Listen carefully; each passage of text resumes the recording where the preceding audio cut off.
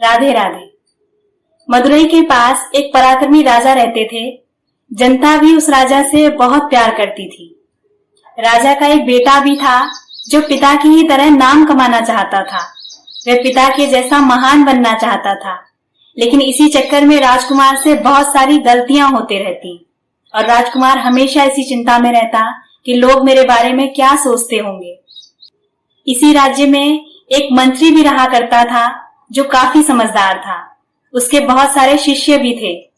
राजकुमार परेशान होकर मंत्री के पास गया और बोला, मैं बहुत परेशान हूँ मंत्री जी, मुझे अपने मन को नियंत्रण में रखना सीखना है।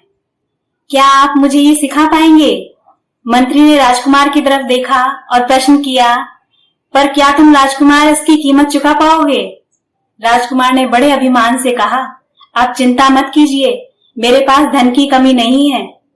आखिर मैं इस राज्य का राजकुमार जो हूँ। मंत्री ने कहा, तुमने गलत समझा राजकुमार, मैं तुमसे कुछ कार्य करने के लिए कह रहा हूँ जो तुमको बिना कुछ सवाल पूछे पूरे करने हैं। राजकुमार ने कहा, आप जैसा कहेंगे वैसा मैं करूंगा। तब मंत्री बोले, तुम अकेले पैदल बाजार जाओ और कबाड़ की दुकान से कुछ लोहा खरीद कर ले आओ। राजकुमार ने कहा, क्या मैं इस काम के लिए अपने नौकर को भेज सकता हूँ? मंत्री बोले, नहीं, अगर तुम्हें सीखना है तो तुम्हें ही जाना होगा और हर बात बहुत ध्यान से सुननी और समझनी होगी। जो इस राज्य का सबसे बड़ा बाजार है, उसके आखिरी छोर पर कबाड़ी की दुकान लगती है। वहां पर तुम पैदल जाओ और कुछ लोहा खरीद कर ले आओ। राजकुमार ने यह स्वीकार कर लिया और बाजार चला गया। बाजार में जाते ही उसके मन में विचारों के तूफान आने लगे। सब मुझे मेरे कपड़ों से पहचान लेंगे, सब मुझे देख रहे होंगे और मेरे पीछे मेरी बातें कर रहे होंगे कि शायद राजकुमार को सजा मिली है। ये सब राजकुमार को शोभा नहीं देता। यह सोचकर उसका सर शर्म से झुक गया। विचार करते हुए बाजार को पार करते हुए वह कबाड़ की दुकान पर पहुंचा और जल्दी से लोहा खरीद लिया। लोहे पर धूल और मिट्टी लगी हुई थी, जिसकी वजह से राजकुमार के कपड़े भी गंदे हो गए, लेकिन राजकुमार इतनी चिंता में था, परेशान हो गया था, उसे इस बात का ख्याल ही नहीं रहा। जल्दी जल्दी राजकुमार मंत्री के पास पहुंचा। मंत्री ने राजकुमार की हालत देखी और कहा, अब एक काम करो, तुम वापस शहर जाओ। शहर की दूसरी तरफ कोयले की एक भट्टी है, वहां इस लोहे को पिघलाकर इसका नया बर्तन बनाओ। राजकुमार बिना इच्छा के दोबारा शहर की ओर चल दिया। लोग क्या सोच रहे होंगे, पिताजी को पता चला तो क्या होगा, आखिर मैं क्यों इस चक्कर में फंस गया? ऐसा विचार सोचते सोचते राजकुमार ने बर्तन वाले के साथ मिलकर बर्तन भी बना लिया। उसने ये काम पहली बार किया था। अपने हाथों का बना बर्तन देखकर राजकुमार को अंदर से बहुत खुशी महसूस हुई और फिर वह बर्तन दिखाने मंत्री के पास चल दिया। इस बार राजकुमार की चाल में पहले से ज्यादा फुर्ती थी। बर्तन को देखकर मंत्री ने कहा, युवराज, इस बार तो तुम बहुत अच्छा महसूस कर रहे होंगे। आखिर ये तुम्हारे अहंकार का बर्तन है। राजकुमार को ज्यादा कुछ समझ में नहीं आया। मंत्री ने कहा, ठीक है, अब तुम एक आखिरी काम और करो, फिर मैं तुम्हें इन सारे कामों के राज बताता हूँ। मंत्री ने राजकुमार से कहा, तुम वापस बाजार जाओ और आसपास के लोगों से पूछो, क्या तुमने मुझे थोड़ी देर पहले यहाँ देखा था? और यदि तुमने मुझे देखा था तो मेरे बारे में क्या सोचा था?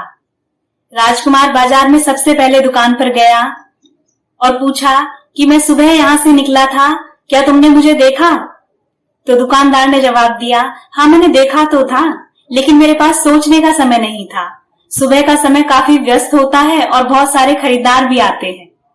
इसी तरह राजकुमार ने कुछ और लोगों से पूछा तो पता चला कि किसी ने भी राजकुमार की ओर या उसकी निराशा की ओर ध्यान ही नहीं दिया।